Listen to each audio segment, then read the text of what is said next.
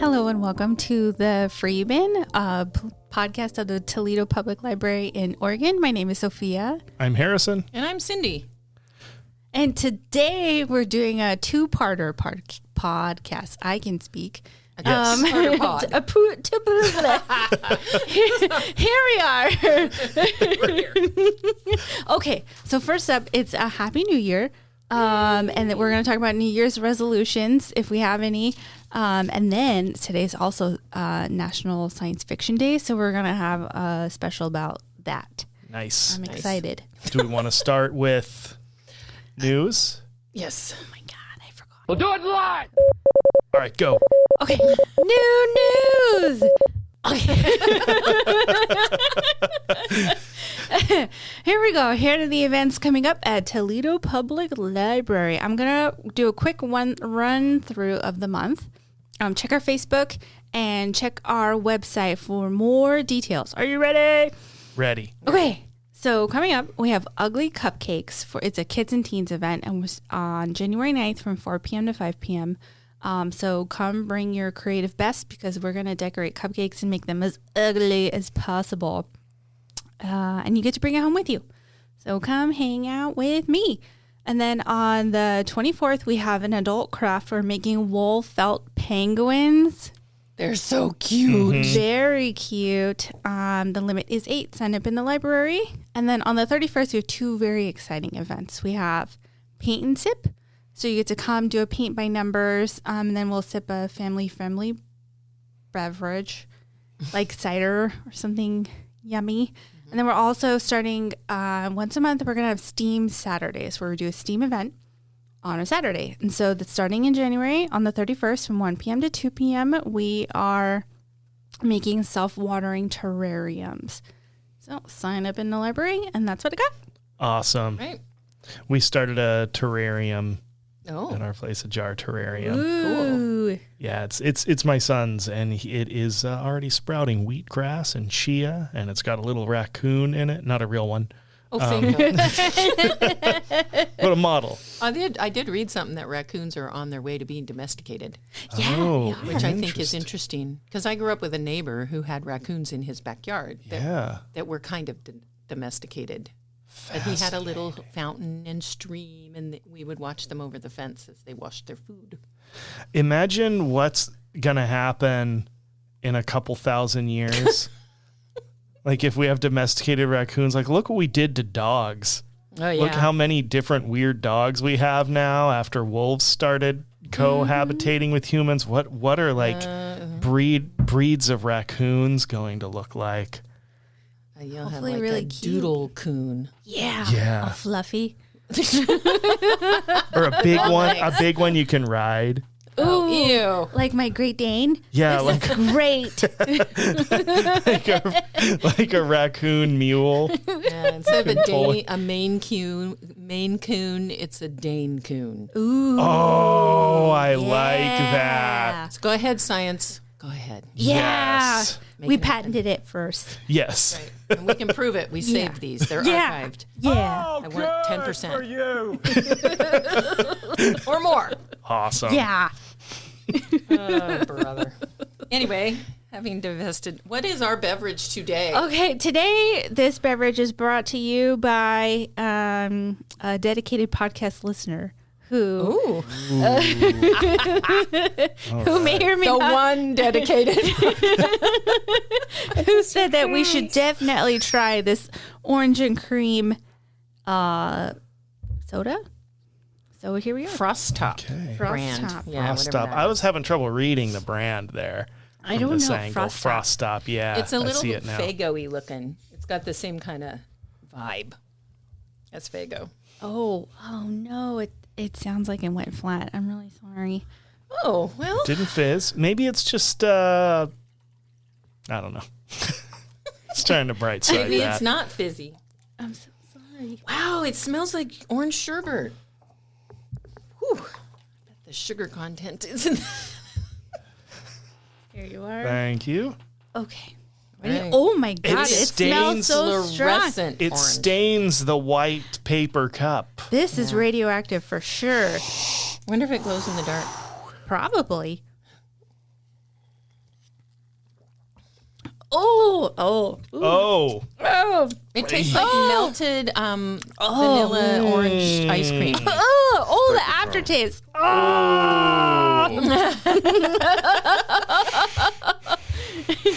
It's a surprise.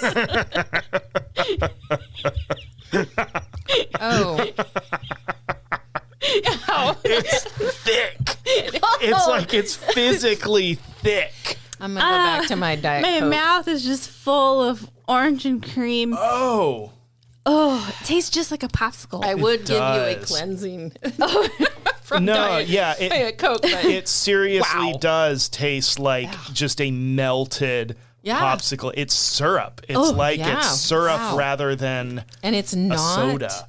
very that aftertaste. it's not very fizzy, but I don't know if that's age or Oh, well, it only has 36 grams of sugar in it. 390 calories for the whole thing. This is difficult. This is Wow. that was a choice. I'm going to tell that dedicated listener. They poisoned me with radioactive juice. We can just hand it back to that dedicated listener and say, you try it. Stop it. You messed up. I some almost help. cursed. Sorry. That is Oh. All right. stuck on my tongue. Woo. Stuck on my tongue. It's intense. Let's make a resolution to have more drinks just like that. Yeah. Have more drinks? Not to have more. And we'll name this segment Try It. It's awful. Or go ahead, we dare you. That's funny. This is great. All right. Okay. Wow. I do you can't wanna believe do you've first? done this. New Year's resolution. Okay. Let's do some resolving. Okay. I resolve never to drink that again. I'm going to have one more sip just because. Oh. Just to make sure you hated it? Do I hate it? Oh, Strike your tongue. yep, I do. I sure do. Oh my goodness. Oh my goodness. Okay. All right. All right. That was exciting. Resolutions. Anybody got one? I don't particularly do resolutions because I usually, if I do that in my brain mentally, then I always fail. But I do try to think, okay, what's a good goal for this year? And the older I get, the more I'm like, what did I do this last year? And I can look back, especially on my job. I mean, and there's some things I've done that I'm pretty proud of here. To be able to say that we did at the library because we set a goal and we wrote a grant and we got to do what we wanted to do. And so those kinds of things, I don't, but I always, if I say I'm going to be better at this, I typically fail at that.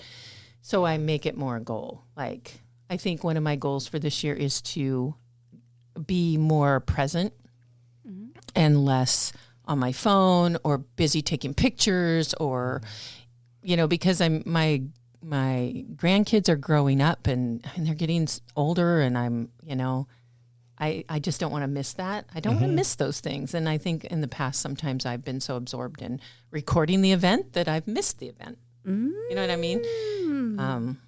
So I guess one of my resolutions is to just set down my phone, set down the internet, set it aside, and just enjoy the time I have spent, which is one of the things we did at Christmas. I realized I'd taken like 5 pictures at Christmas. And it's like, well, I remember it. Yeah. We had a lot of fun. Yeah. But, I'm not going to, I think that it's just good to take a break and to be a little more aware and intentional about the time I'm spending online, doom scrolling, which is not good for anybody. No, it's terrible. You know what? I realized you have so much more time for activities when you're not doom scrolling. I'm like, oh my God. I have so much time. So that's a good goal, I think. Yeah. Okay, somebody else bare their soul. What are you doing? Do you have any, Harrison? I think this year I want to have an achievable resolution. So I'm going with 800 by 600. What's that? I'm afraid to ask. Does it have to do with drumming? Is it drumming? No. Oh. Man, That was a joke. The resolution. Yes. Oh, Sorry. that is such a dad joke. Oh my God. I'm late on the uptake. Wow. Wow. Okay, then I'm lowering it to 640 by 40. Yes, thank you. Oh, thanks. That's probably more achievable for us. So for me, it's nothing really concrete, but I'm realizing when it comes to the things that I do, like for myself or in my what free time I have, I can be too product oriented. I'm not someone who's in the habit of like trying to monetize my hobbies and things like that, but I still have this kind of anxiety that drives me to want to have a product at the end of it.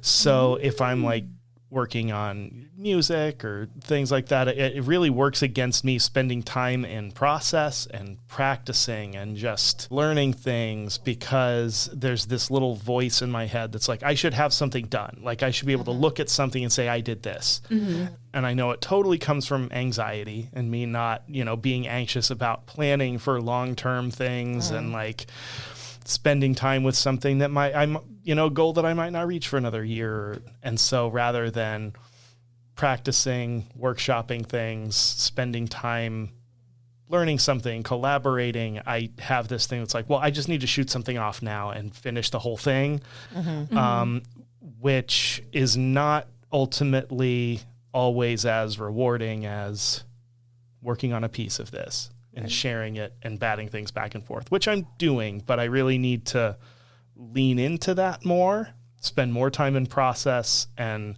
collaboration and not like anxiously like doing a little side project that I feel like I need to just push out into nowhere just so I can say I did something with my spare time. Yeah, and then other things like reading and movies and video games and all those things that you don't necessarily have a product at the end of.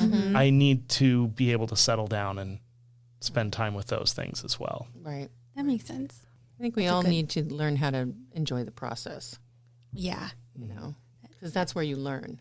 Yep. And if you take your time and kind of just enjoy the collaboration and how to do things and chatting about stuff, and I think that's all very beneficial to our brains.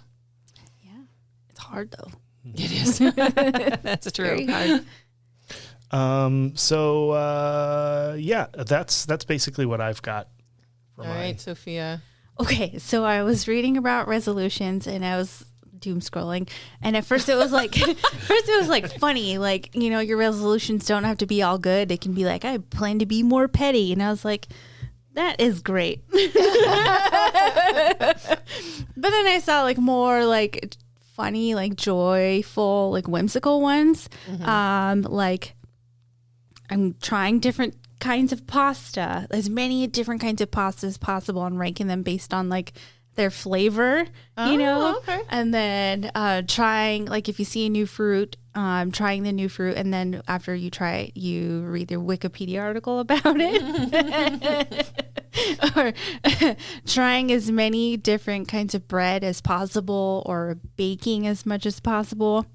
So my goals are to have more like joy and whimsy in my life, which I feel like is something I already try, something I already do, but do more.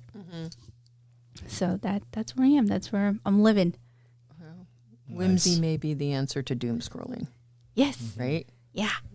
Finding the absurd in the world and not dwelling on All the negative. Sometimes the internet is so fun, and you're like, "This is great," and then you go, too far, and you're like, now this is not good for my brain. Right, now I'm worried. Now I'm not in a good place anymore. Exactly. Right. So that's where I am. Cool. Yeah. Oh, I should do an update, kind of in keeping with mine, since I mentioned I was trying to learn how to play a basic blast beat and a D beat last year. I can do a blast beat, not super fast on the drums, and I can play a basic D beat, not at full speed and not for long enough for it to be really useful yet. but I got that down before the end of the year. There you go. So that I can say I can do it. And now I am working on playing 6 Feet Under's first album on drums. Okay. Because it's not super complicated, but it's pushing me a little bit. Good. And so that's something I'm going to be spending time sitting with and learning to do. Yeah. I mean, well, and one of my goals is I started in September with the goal of reading 100 books in a year. And I know that I read probably that many, but I never have written it down. So that's one of my goals, is to write down all the books that I read in a year so that I can look back on that. And I'm reading right now number 43. So, yeah.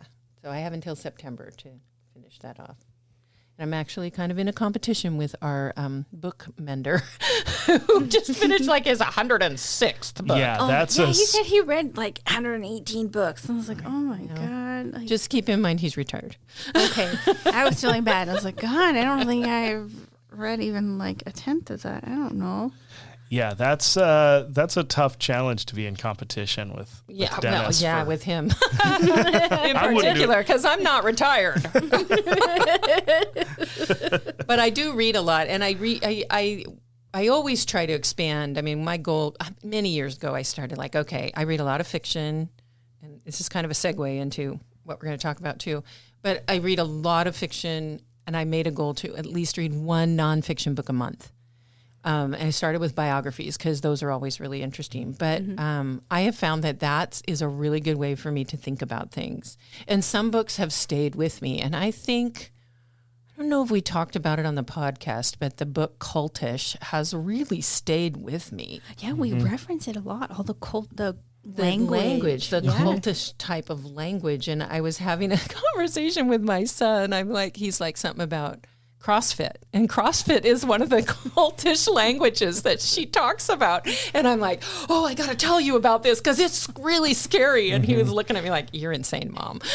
I'm like, no, you have to read this book. It's legit. It is such a eye-opener to the way we talk and how we convince people, both good and bad. I mean, it can be used for good to encourage people, but it also can be a tipping point. There's a tipping point in that language where it becomes not good for people, becomes very negative. So anyway, just throw that out there. The book Cultish, we have it in the library, and it's a quick read. It'll suck you in, and then you'll never be the same, ever. And you start analyzing people's speech patterns. Oh yeah, and are you part of a cult? And we reveal a lot about ourselves just by the words and phrases that we use in everyday speech that we may use, that only certain parts of the population may use. It may be regional, it may be ideological, it may be, but all sorts of stuff is encoded into language that you wouldn't guess. And it's not bad. It's not like inherently bad. Yeah. It's just that, you grew up in a region I did not grow up in. I grew up in the Pacific Northwest. You grew up in California, Sophia. Harrison grew up in Florida. I mean, we all have this embedded from our region, the way we talk, or things that, like I remember moving to Montana, and I think I went into the deli and asked for like JoJo's or something. And they're looking at me like, you're insane. And they're potato wedges, but we called them JoJo's. Yeah, I learned that. That's an Oregonian thing I learned. It's just like this. It's in the Midwest, when I lived in the Midwest too. I mean, there are embedded language that isn't bad. It's just, you have to decode it. Yeah. I do want to, dive deep into dialect and language and stuff. Yeah. Interesting. At some point. But where I grew up, you'd occasionally hear people refer to the American Civil War as the War of Northern Aggression. What? And that doesn't surprise me. You get, and just from that bit of terminology, you learn a lot about the person who said, it tells you a lot. That's true. I think there are definitely regions where we would go, wow, that's really different or offensive or not the way I think, but it's embedded into the culture and into the country that it came from. Anyway, Are we resolutioned out? Yes. Do you want your lesson on science fiction? Yes. Okay. Yes. No, it's interesting because I don't read particularly a whole lot of science fiction. Oh, I thought you did. I read fantasy. So somebody told me the different. I was having this discussion over Christmas, which is kind of interesting that we're talking about it now. I read fantasy is magic and dragons, sci-fi is technology and robots. And that we were trying to decide how do we define, because we here at the library, it's in the same section. Fantasy and science fiction are blended into one section, but they're very different kinds of books in a lot of ways. One is very technology oriented and futuristic. Fantasy is more, it can happen anywhere. So I don't tend to read straight up science fiction. I'm not really very interested in the technology part of that. I tried to read steampunk, which is interesting, and I know people who love it. But again, steampunk is a blending of Victorian era with mechanics and technology, and it's interesting. If you like it, you like it. If you don't, you probably just don't. You're just not into that. But one of the science fiction series that I read is kind of an interesting thing happened with it that I thought was really the power of a book, of a good book, and what it can do to a huge franchise. And the franchise that I speak of is Star Wars. So the Star Wars, obviously, they were movies, right? They were not based on books. They were thought up out of the brain of George Lucas or whoever wrote it. And they were all extremely popular. The first, I'm going to talk about the first three movies. We're talking 4, 5, and 6. 4, 5, and 6. We're talking years made, not chronologically in the canon. Okay, so those three movies came out, and they did really well, obviously. And then something happened about the 10th anniversary of the 1977 film release. Is that on that 10th anniversary, an author named Timothy Zahn released a book called Heir to the Empire. So Heir to the Empire was a book that takes place 5 years after Return of the Jedi. Mm-hmm. Okay, so for you Star Wars fans, you know where I am in this whole context. Return of the Jedi sees Luke Skywalker going off to start his Jedi Academy. Han and Leia are together. We don't know what happens with them, but they're a couple, so you see the Ewoks, all of that kind of thing. So if you aren't familiar with Star Wars, you've been under a rock. I'm sorry. I don't know where you've been living. But anyway, so in this book, it's set after the events from Return of the Jedi, and it details the trilogy. There was 3 books. It's called the Thrawn trilogy, or the Heir to the Empire trilogy. It was written by Timothy Zahn between 91 and 93. So in those 3 years, he wrote 3 books. Mm-hmm. It bridges Return of the Jedi and the number 1 film that Lucas would call 1. Right. So the Phantom Menace. Phantom Menace. Okay. I know. It's The Force Awakens. I got it wrong. We'll circle back to it. You can relax. We're gonna fix it. All right. I know. So it bridges that era. Mm-hmm. So the interesting thing about this is that he was kind of pulled into writing this because the Star Wars fervor had died down a little bit. They had released that 3rd movie. Lego hadn't picked up the empire of Lego to Star Wars. There was this kind of whoosh, it lowered the popularity of Star Wars, and so the idea of having a book series was conceived by Lou Aranica, who's an editor at Bantam Books. And he brought in Timothy Zahn, who is a very good science fiction writer, by the way. He's really good. You should read his books. on board to write that trilogy. He was given the freedom to develop the direction of the story with minimal pushback from Lucasfilm. So Lucasfilm was aware of this, and they were like, okay, yeah. But before starting work on the books, Zahn was only given 2 rules. The series had to take place 3 to 5 years after Return of the Jedi, and no characters killed in the films could return. So there are a lot of Star Wars books out there, a lot of fan fiction, well-written fan fiction, but this trilogy was the first to actually have permission from Lucasfilm to develop. The changes requested by Lucasfilm in the books included changing an evil clone of Obi-Wan Kenobi to a new character, Joruus C'baoth, and renaming the Rook species from Sith to Nogri. Okay, for those of you who are Star Wars fans, you know what I'm talking about. I do not. You do not. So basically, he was given pretty free rein to write these with their permission. Lucasfilm also supplied Zahn with supplementary content from the tabletop RPG game, Star Wars, the role-playing game. So it was like, to me, this is really fascinating that this author was given free rein to invent the universe that Lucasfilm had invented and to continue that story. And then, of course, he conceived of the antagonist. He was less brutal than Darth Vader or the Emperor. Instead, he created the character of Thrawn, who is out to get everybody. I just realized it's not the Phantom Menace. That's the first in the series. It's to put at ease everyone who's screaming at me for like going back in time. So it's actually, you're right.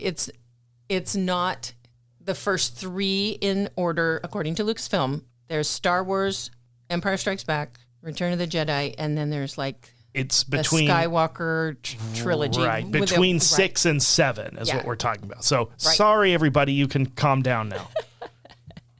So he made this he's a very clever, he's like this overarching villain.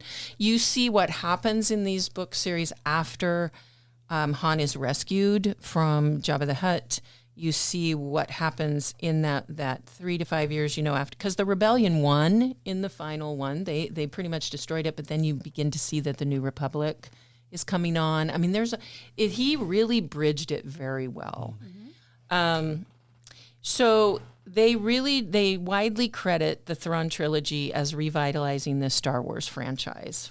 And Zahn doesn't believe that. Timothy Zahn, he's like, nah, I didn't do that. But it suggests that there's a book called The Secret History of Star Wars, and the author suggests that this renewed interest was a factor in George Lucas's decision to create the Star Wars prequel trilogy. That is the one you mentioned. Right.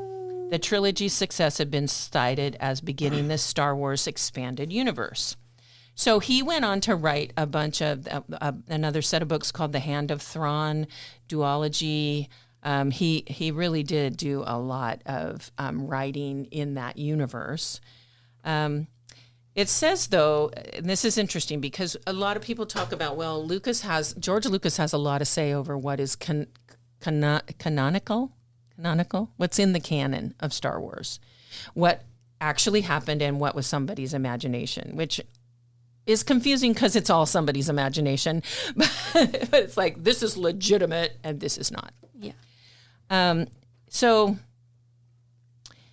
he said he didn't consider the expanded universe, which is this Star Wars expanded universe, which includes all of these other books, as canonical, but he did adapt the name Coruscant for the galactic capital in the prequel trilogy. So he did take parts of it, which was created by, that name was created by Zahn in the Heir to the Empire. And while the Thrawn trilogy was rendered non-canonical following Disney's acquisition of Star Wars, the character of Thrawn was later canonized by Lucasfilm when he was introduced on Star Wars Rebels. And if you've never seen Star Wars Rebels, it's pretty fun, animated Star Wars series. He also, another character from there, from his books appeared, Rook. He's voiced by Warwick Davis, who was the little Ewok. One of the little Ewoks. Warwick Davis is awesome. He is. Didn't Disney officially throw out all prior canon when they took it over? They tried. Like to say, which I understand in terms of having creative control and not feeling like they had to abide by all these decades of canonical novels and stuff. I understand why they'd say, okay, we know and we don't care. We're not. Right. We're telling the stories now and they're not going to agree, which it's rough, but I get it. But it's just interesting that they have, then after Thrawn's character was recanonized by Lucasfilm, Zahn then came back and wrote an alternate trilogy surrounding the Thrawn character in Star Wars Thrawn Alliances, and Thrawn Treason, and later a prequel trilogy about the character in the Ascendancy trilogy. So like I said, guys, he's like the Star Wars author in many, many ways. He consulted on the character of Thrawn's adaptation to live action in the television series Ahsoka, which is a Disney series. And the actor who voiced him, Lars Mikkelsen, reprised his role as Thrawn from Rebels in that series also. Another character from there made his debut in the 3rd season of The Mandalorian. And they reprised their roles in Tales of the Empire, The Path of Anger. So the ship that was the Chimera, which was captained by Thrawn, the spaceship, appeared in both Rebels and Ahsoka. And in the current canon, the New Republic has been featured in The Mandalorian, The Book of Boba Fett, Ahsoka, and Mon Mothma was an elected chancellor. The events of the Thrawn trilogy and The Mandalorian take place 5 years after the events of The Return of the Jedi. So Disney played fast and loose with what they wanted and what they didn't. Yeah. But it's just interesting to me that the impact of that trilogy, it wasn't just like, 3 books written about this in-between time. It was huge. It was a huge impact that Timothy Zahn had as a science fiction author.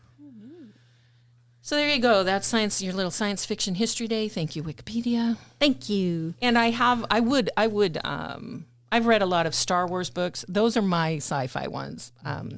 Sci-fi, like Star Wars and Star Trek. I've read, it's kind of like fan fiction, but it's better written probably. It's official. It's official fan fiction. Expanded universe stuff. Yeah, and I've enjoyed that. So, and that makes sense because Star Wars, even though it's space themed, it is very much a fantasy narrative with the Force and everything. Right. You've got functionally a magic system, and the rules of the world are built around that much more than how would interstellar travel work, or problems of technology are not there. It's much more wizards and interpersonal stuff. It's more space fantasy than Star Trek even, although Star Trek has a lot of stuff that's it's not really hard sci-fi either. No, and see that's probably a area of deficit in my reading history is the hardcore science fiction. The ones that, would be like a book version of Terminator, or something like that. I just don't read that. It's not the technical aspects of things are not that interesting to me.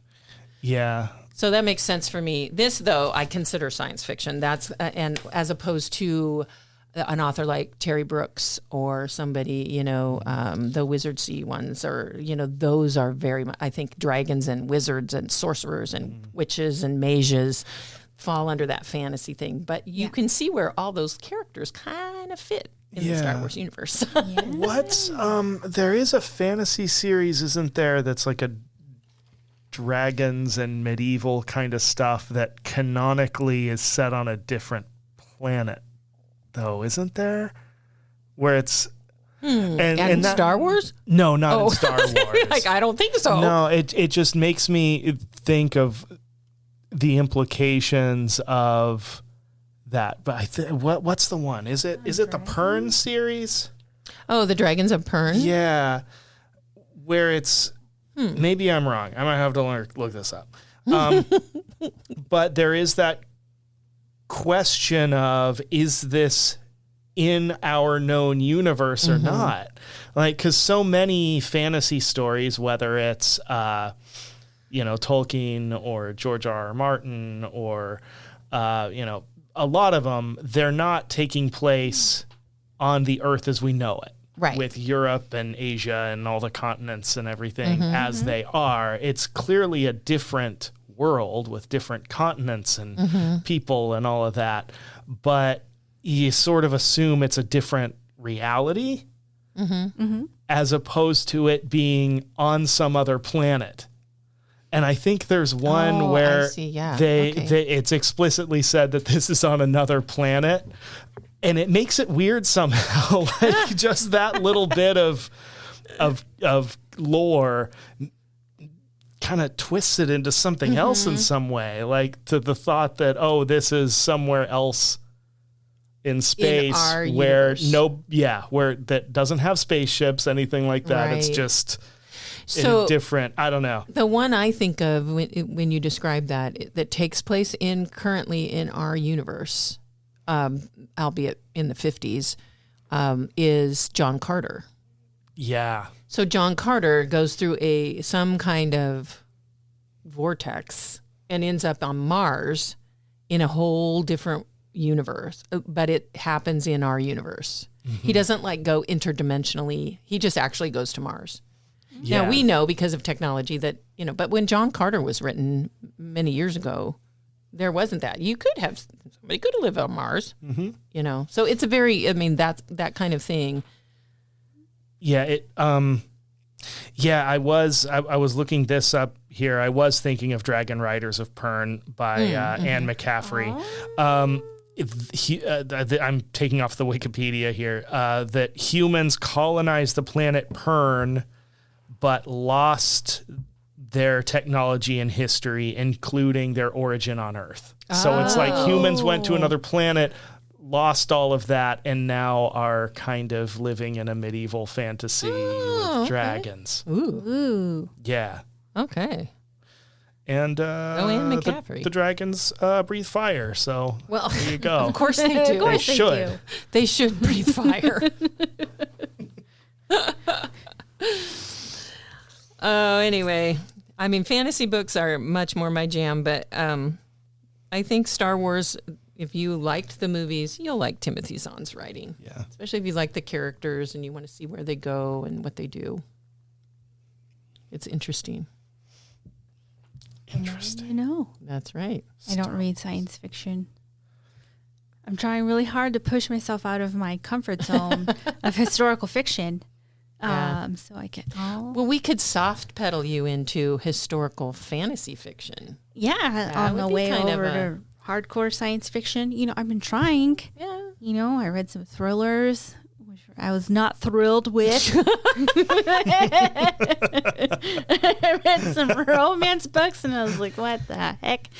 Yeah. I can see the appeal, so I'll try to find you a historical fiction fantasy. Just a little bit of fantasy in it. And then that'll be like your gateway drug. Okay, that sounds good. Have you done George R.R. Martin's Song of Ice and Fire?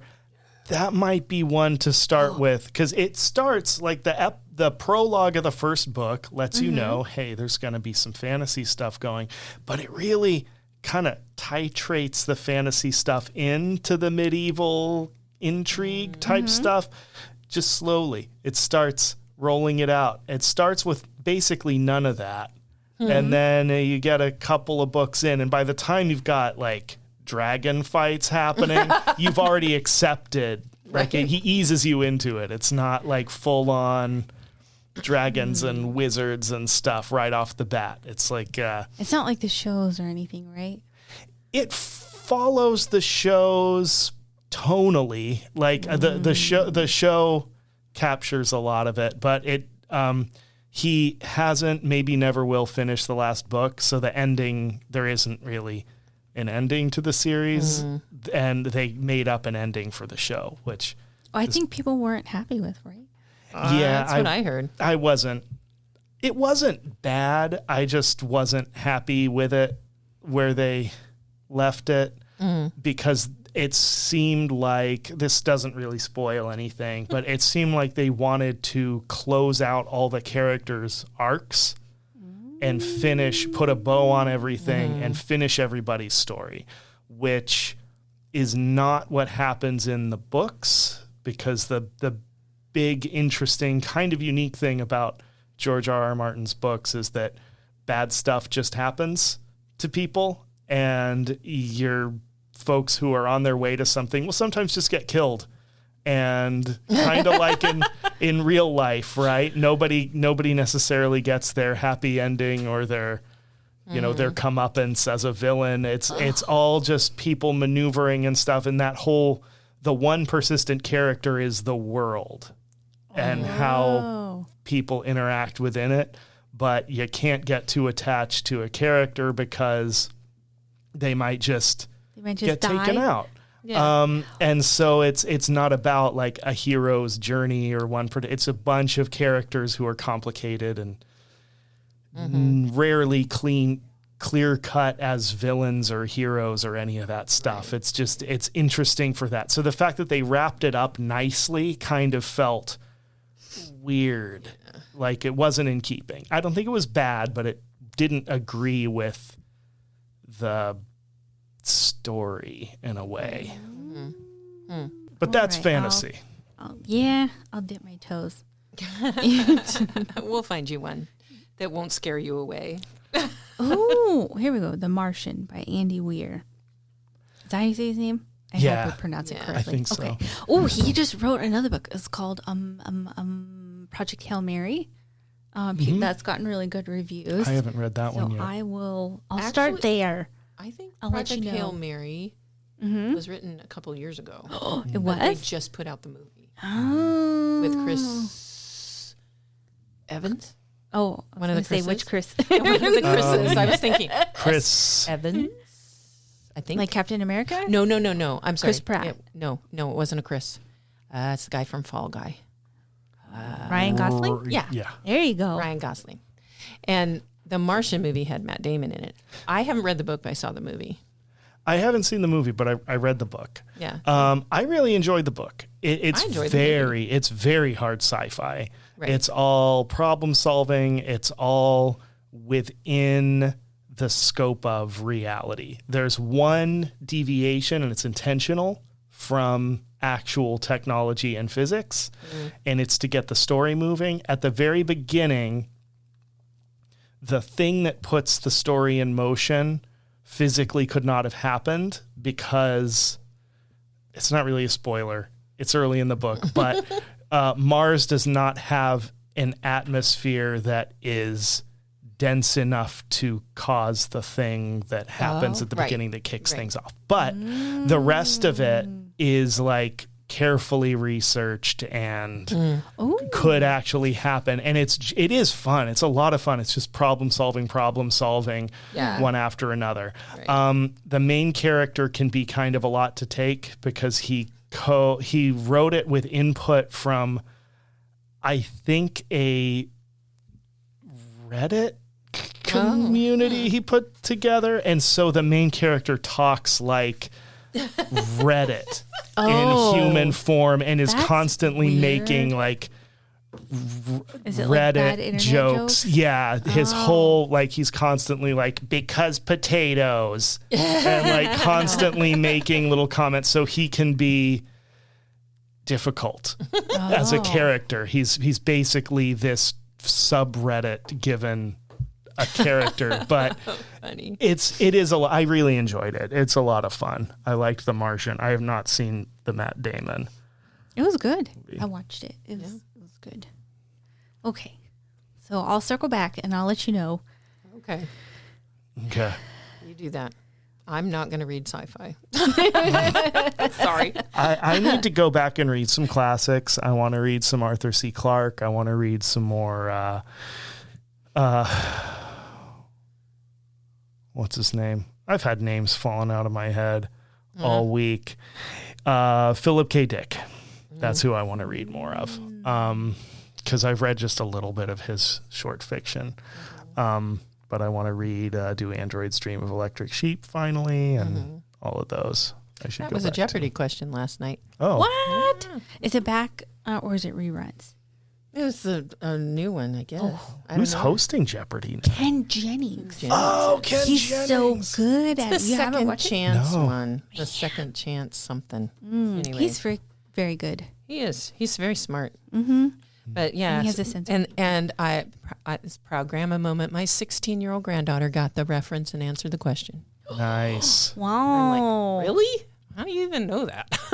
Man, She does. So, I want to go on Jeopardy so bad. I just don't have enough a knowledge about all kinds of things. If it were just like certain categories, that'd be great. But it's never that. If it's sports or something, I would not be progressing. Have you taken the Jeopardy test? No, but I want to. Oh, you should. You can do it online. Oh, Yeah, you can take it. I took it. Ooh. You failed. Oh, I should man. take the Jeopardy test. Because it's a lot of broad knowledge. And then you have a time frame, you know, I mean, they don't let you just think about it or Google it or anything. You have to actually, You have to just know. it's timed and you just, you know, so I did okay on some stuff, but then some of it's like Byzantine history. I don't I know. learned about that in art history. Well, You there know. you go. And in undergrad, I had took another like Western history course. This is great. yeah. We are I'm sending you to excited. take the Jeopardy challenge test. And if Sophia gets on Jeopardy, we are all going to cheer her on. I'll take you with me. This Nice. is great. Okay, we've got All a right. plan. We've Plan got a of plan. action. All Read right. science fiction. Go to Jeopardy. Yes. Yep. That's our New Year's resolutions. Yes, Yes. this is right. great. All Go right. team. Go team. All right. The Free Bin is a production of the Toledo Public Library, which is part of the Lincoln County Library District in beautiful Lincoln County, Oregon. Writing by Cindy Bilek, Sophia Kahn, and Harrison Baker. Original music by Harrison Baker. Editing by Harrison Baker and Sophia Kahn. The views and opinions expressed on this podcast are those of the speakers and do not necessarily reflect those of any organization they represent. Good night.